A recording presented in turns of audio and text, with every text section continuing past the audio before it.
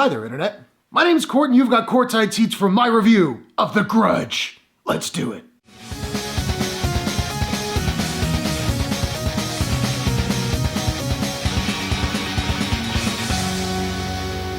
The Grudge is a horror mystery film from writer-director Nicolas Pesce and Sony Pictures. A reboot of the 2004 American Remake, the movie stars Andrea Riseborough, Demian Bichir, John Cho, Betty Gilpin, Lin Shaye, Jacki Weaver, Frankie Faison, and William Sadler. A house is cursed by a vengeful ghost that dooms those who enter it with a violent death. First off, happy 2020, everybody. Good to see you again. I hope you all had a fun and safe New Year's. And now let's start the year off with my first review of 2020, and it pains me to say, but this year is starting out with a whimper. I didn't like this movie at all. Now, I should say I haven't seen any of the other Grudge movies, so I won't be comparing this to any of the other flicks. I'll just be reviewing it on its own merits, though there are not all that many. But as much as it didn't work for me, as per usual, let's start with the good first. I thought the cast was actually pretty strong, particularly given the screenplay they have to work with, because it kind of feels like a first draft. I really like John Cho. I feel like he kind of gets shortchanged. He does really do his best in the flick, but he's not given much to do. I thought Andrea Riseborough was pretty good. I really liked Betty Gilpin. I'm a huge fan of William Sadler. Didn't even know he was in the movie. That was a nice surprise. Unfortunately,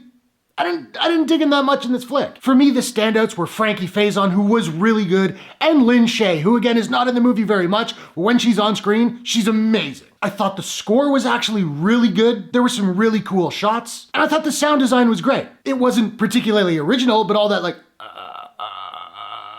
I don't know, it worked for me. But not being particularly original is one of the biggest problems with this movie. It recycles moments and iconography from the Sarah Michelle Gellar film. I haven't even seen that movie, but I know the iconic hair coming out of the back of the head thing. They do that again here. It's in the trailer. And this movie is just generic in every way. I didn't find anything surprising, and it commits the cardinal sin for a horror movie in that it's not scary at all, or at least it didn't scare me at all. Every single scare is a jump scare, and while yes, a couple startled me, at no point did I feel any kind of sense of dread. And the timing of the jump scares is so paint by numbers that most of them completely fall flat. Further, and I hate saying this about any movie, but this movie is boring. It's only 90 minutes long, and I was ready for it to end by the beginning of the second act. In fact, the first act is the most interesting, and nothing happens. The story itself is told through extensive flashbacks and kind of jumps around between 3 or 4 different timelines, or periods of time, I should say. And it felt unnecessarily convoluted, particularly because these different timelines are only about a year or two away from each other, so we don't have that automatic ability to assess which timeline is